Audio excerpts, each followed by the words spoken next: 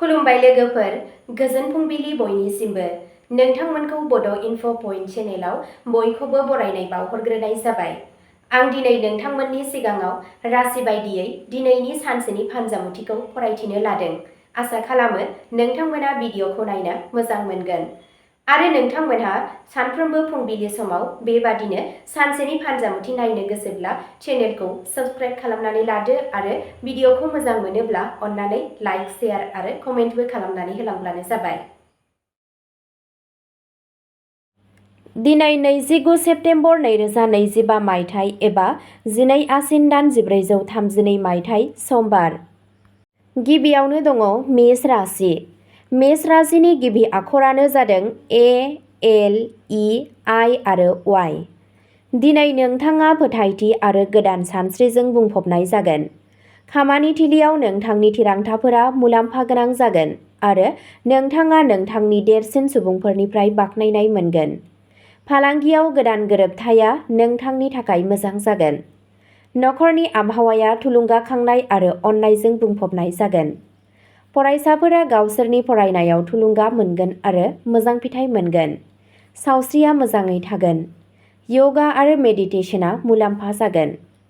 नोंथांनि दिनैनि खाफाल गोनां दिगा जादों सानजा खोला, खाफाल गोनां अनजिमाया जादों 18 आरो खाफाल गोनां गाबआ जादों रोजा खमला गाब। वृषभ राशि। वृषभ राशिनि गिबि आखरानो जादों बि आरो इउ। दिनै रांखान्थियारि बिथिङाव जौगागोन। खामानियाव आखा-फाखा बांगोन आरो नोंथांनि देरसिन मावख'गिरिफोरा नोंथांजों गोजोनगोन। फालांगियाव गोदान बिथांखिफोरा जाफुंसारगोन। नखरारि जिउआ गोजोनथाव जागोन। फरायसाफोरा फोथायथिजों बादायलायनायाव जाफुंसार जागोन। सावस्रिया मोजां जागोन। दिनै दान आरो सिबिनाया नोंथांनो मोजां फिथाइ होगोन। नोंथांनि दिनैनि खाफाल गोनां दिगा जादों सोनाब साहा, खाफाल गोनां अनजिमाया जादों 22 आरो खाफाल गोनां गाबआ जादों रेजें निला गाब। मिथुन राशि। मिथुन राशिनि गिबि आखरानो जादों के आरो जि। दिनै नोंथांनि सानस्रि आरो बिथांखिफोरा मानसिफोरनिफ्राय मदद मोनगोन। खामानियाव लोगोफोरनिफ्राय हेफाजाब मोनगोन आरो गोदान खाबुफोर मोनगोन। फालांगियाव मुलाम्फा गोनां दर-दाम जागोन। नखराव गोरोबलायनाय आरो अनलायनाया बांगोन। फरायसाफोरा फरायनायाव मोजां सान। सावस्रिया समानथि थागोन। आरज गाबनाय आरो अननायनि गेजेरजों गोजोन आरो गोजोननाय मोनगोन।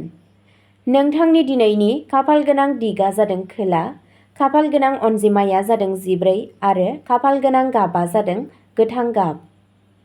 कर्क राशि। कर्क राशिनि गिबि आखरानो जादों डि आरो ओइच। दिनै नोंथांनि खामानिया धैर्य आरो खस्थ'नि गेजेरजों जाफुंसार जागोन। नोंथाङा नोंथांनि साख्रियाव मान आरो गोदान बिबानफोर मोनगोन। फालांगियाव दावगानाय आरो मुलाम्फा जागोन। नोंथाङा नोंथांनि नखरनिफ्राय मदद आरो अननाय मोनगोन। फरायसाफोरा आनजाद आरो फरायनायाव मोजां फिथाइ मोनगोन। सावस्रिया मोजाङै थागोन। धोरोमारि हाबाफोराव बाहागो लायोब्ला गोसोआ गोजोन मोनगोन। नोंथांनि दिनैनि खाफाल गोनां दिगा जादों सा-सोनाब, खाफाल गोनां अनजिमाया जादों 9 आरो खाफाल गोनां गाबआ जादों मुक्ता गुफुर गाब। सिंह राशि। सिंह राशिनि गिबि आखरानो जादों एम आरो टि। दिनै नोंथांनि दैदेननाय गोहोआ बयखौबो गोहोम खोख्लैगोन। खामानियाव मासे जौगाहोनाय एबा सिनायथि मोननायनि जाथावना थायो। फालांगियाव गोदान खाबु आरो मुलाम्फा जागोन। नखराव गोजोन थागोन। फरायसाफोरा फरायनायाव मोजां फिथाइ मोनगोन। सावस्रिया मोजां थागोन। दान आरो मोजां खामानिफोरनि गेजेरजों मोजां गोहो मोनगोन। नोंथांनि दिनैनि खाफाल गोनां दिगा जादों सा, खाफाल गोनां अनजिमाया जादों 27 आरो खाफाल गोनां गाबआ जादों सनानि गोमो गाब।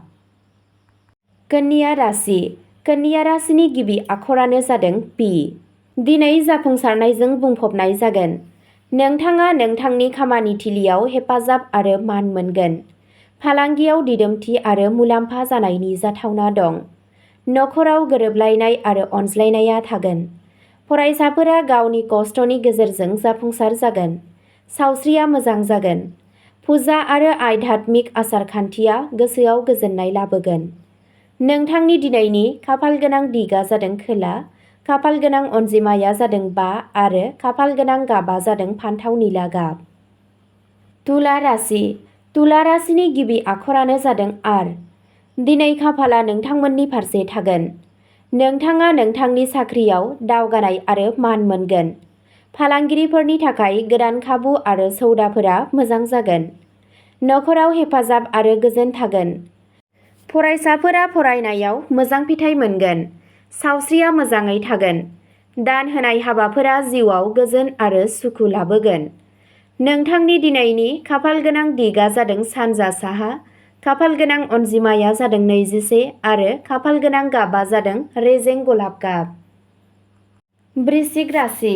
वृश्चिक राशिनि गिबि आखरानो जादों एन। दिनै नोंथांनि नाजानाया जाफुंसारगोन आरो थालांनाय खामानिफोरा जाफुंगोन। नोंथाङा नोंथांनि साख्रियाव गोदान बिबान आरो मान मोनगोन। फालांगिया दिदोमै मुलाम्फा जागोन। नखराव हेफाजाब आरो दुंब्रुदथिया बांगोन। फरायसाफोरा आनजाद आरो फरायनायाव मोजाङै दिन्थिफुंगोन। सावस्रिया मोजाङै थागोन। धोरोमारि हाबाफोरा नोंथांखौ इसिङारि गोहो होगोन। नोंथांनि दिनैनि खाफाल गोनां दिगा जादों खोला सानजा। खाफाल गोनां अनजिमाया जादों 16 आरो खाफाल गोनां गाबा जादों जोंथि गोजा गाब। धनु राशि। धनु राशिनि गिबि आखरानो जादों भि आरो एफ। दिनै नोंथाङा नोंथांनि खस्थ'नि फिथाइखौ मोनगोन। नोंथांनि साख्रियाव गोदान खाबु आरो मासि जौगागोन। फालांगिया मुलाम्फा लाबोगोन आरो रां थिसननायनि गेजेरजों जाफुंसार जानो हागौ। नखराव गोजोन थागोन। फरायसाफोरा फोथायनायजों दावगागोन। सावस्रिया मोजां थागोन। दान होनाय हाबाफोराव बाहागो लायोब्ला समाजाव नोंथांनि मान सन्मानखौ बांहोगोन। नोंथांनि दिनैनि खाफाल गोनां दिगा जादों सोनाब। खाफाल गोनां अनजिमाया जादों 8 आरो खाफाल गोनां गाबा जादों रेजें खमला गाब। मकर राशि। मकर राशिनि गिबि आखरानो जादों जे आरो जेड। दिनै नोंथांनि खस्थ'नि फिथाइ मोनगोन। नोंथाङा नोंथांनि साख्रियाव जाफुंसारनाय आरो सिनायथिखौ मोनगोन। फालांगियाव दिदोमै मुलाम्फा जागोन। नखराव गोजोन आरो हेफाजाब थागोन। फरायसाफोरा गावसोरनि फरायनायाव गोदान आयामफोरखौ दिहुनगोन। सावस्रिया मोजां थागोन। फुजा आरो दान होनाया मोजां फिथाइ होगोन। नोंथांनि दिनैनि खाफाल गोनां दिगा जादों सा सानजा। खाफाल गोनां अनजिमाया जादों 30 आरो खाफाल गोनां गाबा जादों रुपाबादि गाब। कुम्भ राशि। कुम्भ राशिनि गिबि आखरानो जादों एस। दिनै नोंथांनि सानस्रि आरो नाजानाया जाफुंसारगोन। नोंथाङा खामानियाव गोदान बिबान लानो खाबु मोनगोन। गोदान फालांगियारि सौदाफोरा मुलाम्फा गोनां जागोन। नखराव गोजोन थागोन। सोलोंसाफोरा सोरजिलु नाजानायाव जाफुंसार जागोन। सावस्रिया मोजां थागोन। नोंथाङा सिबिनाय आरो अननायनि गेजेरजों इसिङारि गोजोननायखौ मोनगोन। नोंथांनि दिनैनि खाफाल गोनां दिगा जादों सोनाब खोला। खाफाल गोनां अनजिमाया जादों 19 आरो खाफाल गोनां गाबा जादों रेजें अख्रां गोथां। मीन राशि। मीन राशिनि गिबि आखरानो जादों सि। दिनै सोरजिलु आरो धैर्यआ नोंथांखौ जाफुंसार होगोन। खामानियाव दावगानाय आरो बाख्नायनाय जागोन। फालांगियाव गोजाम मुलाम्फा आरो गोदान खाबुफोर मोनगोन। नखराव अननाय आरो गोरोबलायनाय थागोन। फरायसाफोरा फरायनायाव मोजां फिथाइ मोनगोन। सावस्रिया मोजाङै थागोन। धोरोमारि हाबाफारिफोरा गावजों गाव फोथायनायखौ बांहोगोन। नोंथांनि दिनैनि खाफाल गोनां दिगा जादों साहा। खाफाल गोनां अनजिमाया जादों 24 आरो खाफाल गोनां गाबा जादों रेजें फान्थाव गाब। अब्ला दिनैनि राशि फरायथिनाया एसेनोसै। गोजोन्थों।